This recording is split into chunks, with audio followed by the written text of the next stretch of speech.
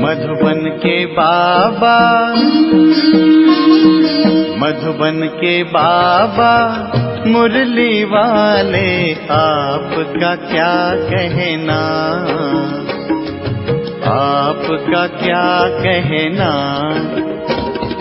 ओम शांति। आज 5 जनवरी 2023 के साकार मधुर महावाक्य हैं। आज मीठे मीठे बाप दादा बोले, मीठे बच्चे, भक्तों पर जब भीड़ पड़ी है, विपदा आई है, तब बाप आए हैं ज्ञान से गति सदगति करने। बाबा ने कहा, मीठे बच्चे, भक्तों पर जब भीड़ पड़ी है, विपदा आई है, तब बाप आए हैं ज्ञान से गति सदगति करने। बाबा ने आज प्रश्न पूछा कि विकर्माजीत कौन बनते हैं, विकर्माजीत बनने वालों की निशानी क्या होगी।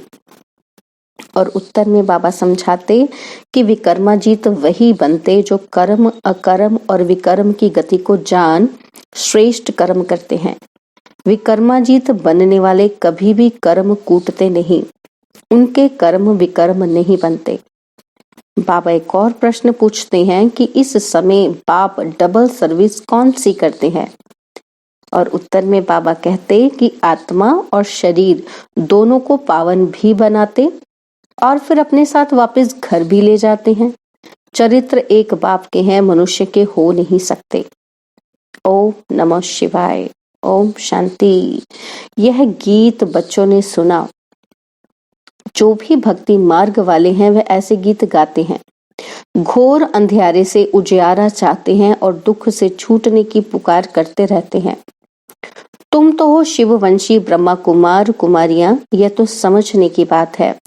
इतने बच्चे कुख वंशावली तो हो नहीं सकते, जरूर मुख वंशावली होंगे। श्री कृष्ण को इतनी रानियां अथवा बच्चे नहीं थे।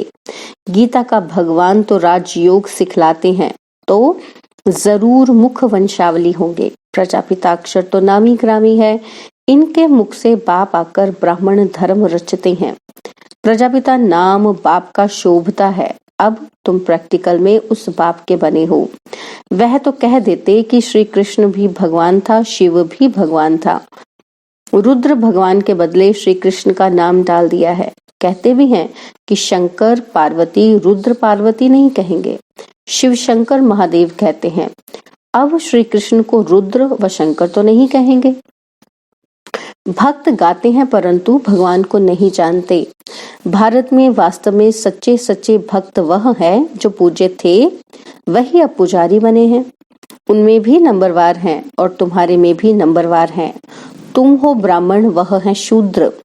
देवता धर्म वाले ही बहुत दुखी होते हैं क्योंकि उन्होंने बहुत सुख भी देखे हैं। अब तुम्हारा दर दर भटकना बंद हो गया है आधा कल्प के लिए। यह भी राज भी तुम ब्राह्मण ही जानते हो, सो भी नंबरवार। जिन्होंने कल्प पहले जितना पुरुषार्थ किया था उतना ही अब करते हैं। ऐसे नहीं कि जो ड्रामा में होगा फिर भी पुरुषार्थ का नाम आता है। ड्रामा को बच्चों से पुरुषार्थ कराना ही है। जैसा पुरुषार्थ वैसा पद मिलेगा। हम जानते हैं कि कल्प पहले भी ऐसा पुरुषार्थ किया था। ऐसे सितम हुए थे, यज्ञ में विघ्न पड़े थे। तुम बच्चे जानते हो बाबा फिर से आया हुआ है। कल्प पहले भी इसी समय आया था जबकि अंग्रेजों का राज्य था, जिन्हों से कांग्रेस ने राज्य लिया, फिर पाकिस्तान हुआ। यह कल्प पहले भी हुआ था। गीता में यह बातें नहीं हैं। आखिरीन समझ जाएंगे कि बरोबर अब वही समय है। कोई कोई समझते हैं कि ईश्वर आ गया है। जब महाभारी लड़ाई लगी थी तो भगवान आया था। कहते ठीक है, सिर्फ नाम बदल दिया है। रुद्र नाम लेवे तो भी समझे कि ठीक है। रुद्र ने ज्ञान यज्ञ रचा था जिससे दुनिया की विपदा टली थी। यह भी धीरे धीरे तुम्हारे द्वारा पता लग जाएगा। इसमें अभी समय पड़ा है, नहीं तो यहाँ ऐसी भीड़ मच जाए जो तुम पढ़ भी ना सको। यहाँ भीड़ का कायदा नहीं है, गुप्त वेश में काम चलता रहेगा। अब कोई बड़ा आदमी यहाँ आए तो कहेंगे इनका माथा खराब है। यह तो बाप तुम बच्चों को पढ़ा रहे हैं। देवता धर्म तो भगवान आकर रचेगा ना। वह अब आया है नई दुनिया रचने, भक्तों की भीड़ उतारने। विनाश के बाद तो कोई दुख होगा ही नहीं। वहां सत्युग में भक्त होते नहीं हैं, ना कोई ऐसे कर्म करेंगे जो दुखी हो। तो बॉम्बे से रमेश भाई का फोन आया होगा, तो बाप दादा कहते हैं कि बाप दादा चले आते हैं तो बच्चे उदास होते हैं। जैसे स्त्री का पति विलायत में जाता है तो याद में रो पड़ती है। वह है जिस्मानी संबंध, यहाँ बाबा के साथ रूहानी संबंध है। बाबा से बिछुड़ते हैं तो प्रेम के आंसू आ जाते हैं। जो सर्विसेबल बच्चे हैं बाबा को उनका कदर है, सपूत बच्चों को फिर बाप का कदर रहता है। शिव बाबा का तो बहुत ऊंचे से ऊंचा संबंध है, उनसे ऊंच संबंध तो कोई होता नहीं। शिव बाबा तो बच्चों को अपने से भी ऊंच बनाते हैं। पावन तो तुम बनते हो, परंतु बाप समान एवर पावन नहीं हो सकते। हाँ, पावन देवता बनते हो, बाप तो ज्ञान का सागर है। हम कितना भी सुने तो भी ज्ञान सागर नहीं बन सकते। वह ज्ञान का सागर आनंद का सागर है। बच्चों को आनंद में बनाते हैं और तो सिर्फ नाम रखवाते हैं। इस समय दुनिया में भक्त माला बड़ी लंबी चौड़ी है और तुम्हारी है 16,108 की माला। भक्त तो करोड़ों हैं। यहाँ भक्ति की बात नहीं, ज्ञान से ही सद्गति होती है। अब तुमको भक्ति की जंजीरों से छुड़ाया जाता है। बाबा कहते हैं सब भक्तों पर जब भीड़ होती है तब मुझे आना पड़ता है, सभी की गति सद्गति करने। स्वर्ग के देवताओं ने जरूर ऐसे कर्म किए हैं तब इतना ऊंच पद पाया है। कर्म तो मनुष्यों के चले आते हैं, परंतु वहां कर्म कूटते नहीं। यहाँ कर्म विकर्म बनते हैं, क्योंकि माया है, वहां माया होती नहीं। तुम विकर्माजीत बनते हो। जिन बच्चों को अभी कर्म अकर्म और विकर्म की गति समझाता हूँ वही विकर्माजीत बनेंगे। कल्प पहले भी तुम बच्चों को राजयोग सिखाया था, अब वही सिखा रहा हूँ। कांग्रेसियों ने फिरंगियों को निकाल राजाओं से राजाई छीन ली और राजा नाम ही गुम कर दिया। 5000 वर्ष पहले भारत राजस्थान था, लक्ष्मी नारायण का राज्य था, देवताओं का राज्य था तो परेशान था।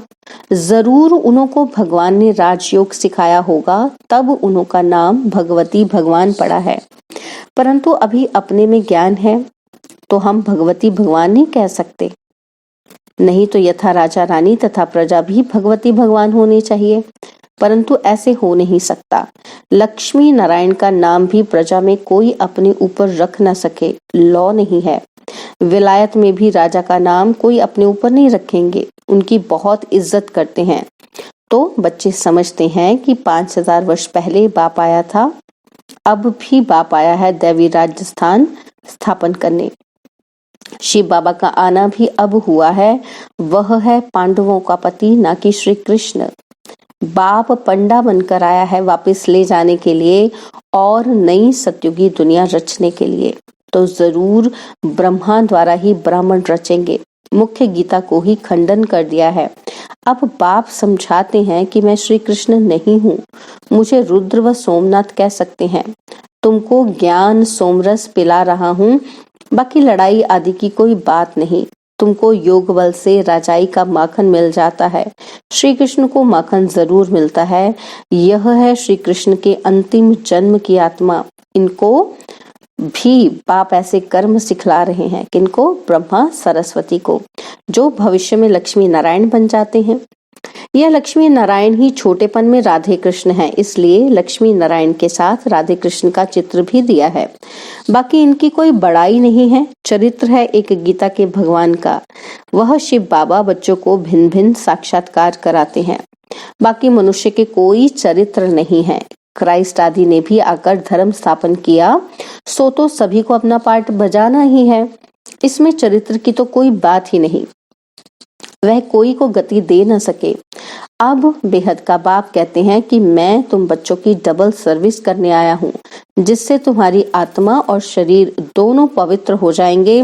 सभी को वापस घर मुक्ति धाम में ले जाता हूँ और फिर वहां से अपना अपना पार्ट बजाने आएंगे। कितना अच्छी रीति बच्चों को समझाते हैं। इन लक्ष्मी नारायण के चित्र पर समझाना बड़ा सहज है। त्रिमूर्ति और शिव बाबा का चित्र भी है। कोई कहते हैं त्रिमूर्ति ना हो, जैसे कोई कहते हैं कि श्री कृष्ण के चित्र में 84 जन्मों की कहानी ना हो, लेकिन हम तो सिद्ध कर बतलाते हैं। जरूर पहले नंबर वाले श्री कृष्ण को सबसे जास्ती जन्म लेने पड़ेंगे। नई नई पॉइंट्स तो रोज आती हैं, परंतु धारणा भी होनी चाहिए। सबसे सहज है लक्ष्मी नारायण के चित्र पर समझाना। मनुष्य थोड़े कोई भी चित्र का अर्थ समझते हैं, उल्टा सुल्टा चित्र बना देते हैं। नारायण को 2 भुजाएं तो लक्ष्मी को 4 भुजाएं दे देते हैं। सत्युग में इतनी भुजाएं होती नहीं। सूक्ष्म वतन में तो है ही ब्रह्मा विष्णु शंकर, उन्हों को भी इतनी भुजाएं हो नहीं सकती। मूल वतन में है ही निराकारी आत्माएं, और फिर ये 8-10 भुजा वाले कहाँ के रहने वाले हैं। मनुष्य सृष्टि में रहने वाले पहले पहले हैं लक्ष्मी नारायण 2 भुजा वाले, परंतु उनको 4 भुजाएं दे दी हैं। नारायण को सांवरा तो लक्ष्मी को गोरा दिखाते हैं, तो उनके जो बच्चे होंगे वह कैसे और कितनी भुजाओं वाले होंगे? क्या बच्चों को 4 भुजा, बच्ची को 2 भुजा होगी क्या? ऐसे ऐसे प्रश्न पूछ सकते हो। बच्चों को समझाया है कि हमेशा ऐसे समझो कि हमको शिव बाबा मुरली सुनाते हैं, कभी ब्रह्मा भी सुनाते हैं। शिव बाबा कहते हैं मैं गाइड बनकर आया हूँ, यह ब्रह्मा है मेरा बड़ा बच्चा। कहते हैं त्रिमूर्ति ब्रह्मा, त्रिमूर्ति शंकर व विष्णु नहीं कहेंगे। महादेव शंकर को कहते हैं, फिर त्रिमूर्ति ब्रह्मा को क्यों कहते हैं? इसने प्रजा रची है तो यह उनकी बन्नी बनते हैं, यानी कि शिव बाबा की युगल बनते हैं। शंकर व विष्णु को बने नहीं कहेंगे। यह बहुत वंडरफुल बातें समझने की है। यहाँ सिर्फ बाप और वर्षे को याद करना है, बस इसमें ही मेहनत है।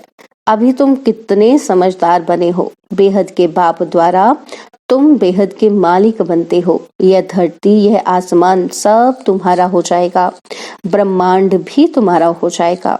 ऑलमाइटी अथॉरिटी राज्य होगा, 1 गवर्नमेंट होगी। जब सूर्यवंशी गवर्नमेंट थी तो चंद्रवंशी नहीं थे, फिर चंद्रवंशी होते हैं तो सूर्यवंशी नहीं, वह पास्ट हो गया, ड्रामा पलट गया। यह बड़ी वंडरफुल बातें हैं। बच्चों को कितना खुशी का पारा चढ़ना चाहिए। बेहद के बाप से हम बेहद का वर्षा जरूर लेंगे। उस पति को कितना याद करते हैं, यह बेहद की बादशाही देने वाला है। ऐसे पतियों के पति को कितना याद करना पड़े, कितनी भारी प्राप्ति होती है। वहां तुम कोई से भी भीख नहीं मांगते हो और वहां गरीब होते ही नहीं। बेहद का बाप भारत की झोली भर देते हैं। लक्ष्मी नारायण के राज्य को गोल्डन एज कहा जाता है और अब है आयरन एज। फर्क देखो कितना है। बाप कहते हैं मैं बच्चों को राजयोग सिखला रहा हूँ, और तुम सो देवी देवता थे, फिर क्षत्रिय वैश्य शूद्र बने, अब फिर सो ब्राह्मण बने हो, फिर सो देवता बनेंगे। इस 84 के चक्र को तुम याद करो। चित्रों पर समझाना बड़ा सहज है। जब देवी देवताओं का राज्य था तो कोई और राज्य नहीं था, एक ही राज्य था। बहुत थोड़े थे, उनको कहा जाता है स्वर्ग। वहां पवित्रता भी थी, सुख शांति भी थी। पुनर्जन्म लेते लेते नीचे आए हैं। 84 जन्म भी इन्होंने लिए हैं, यही तमो प्रधान बन जाते हैं। फिर उन्हों को ही सतो प्रधान होना है। सतो प्रधान कैसे बने, जरूर सिखलाने वाला चाहिए। सिवाय बाप के कोई सिखला न सके। तुम जानते हो शिव बाबा इनके बहुत जन्मों के अंत में इनमें प्रवेश करते हैं, कितना साफ करके समझाते हैं। अच्छा, मीठे मीठे सिकिलदे बच्चों प्रति माता पिता बाप दादा का याद प्यार और गुड मॉर्निंग। रूहानी बाप की रूहानी बच्चों को नमस्ते। हम रूहानी बच्चों की रूहानी बाप दादाजी को दिलवा जान सिखवा प्रेम से नमस्ते। ओम शांति। प्यारे बाबा, मीठे बाबा, मेरे बाबा, शुक्रिया बाबा, शुक्रिया बाबा, शुक्रिया बाबा। धारणा के लिए मुख्य सार है। पहला पॉइंट, एक बाप से ही सर्व रूहानी संबंध रखने हैं। सर्विसेबल बच्चों का कदर रखना है, आप समान बनाने की सेवा करनी है। सेकंड पॉइंट है, बेहद बाप द्वारा हमें बेहद विश्व का राज्य भाग्य मिल रहा है। धरती आसमान सब पर हमारा अधिकार होगा। इस नशे और खुशी में रहना है। बाप और वर्षे को याद करना है। बाबा ने वरदान दिया, बालक और मालिकपन के बैलेंस से पुरुषार्थ और सेवा में सदा सफलता मूर्त भव। सदा ये नशा रखो कि बेहद बाप और बेहद वर्षे का मालिक, बालक सो मालिक हूँ। लेकिन जब कोई राय देनी है, प्लान सोचना है, कार्य करना है तो मालिक होकर करो, और जब मेजॉरिटी द्वारा या निमित्त बनी आत्माओं द्वारा कोई भी बात फाइनल हो जाती है तो उस समय बालक बन जाओ। किस समय राय बहादुर बनना है, किस समय राय मानने वाला, यह तरीका सीख लो तो पुरुषार्थ और सेवा दोनों में सफल रहेंगे। स्लोगन है, निमित्त और निर्माण चित्त बनने के लिए मन और बुद्धि को प्रभु अर्पण कर दो।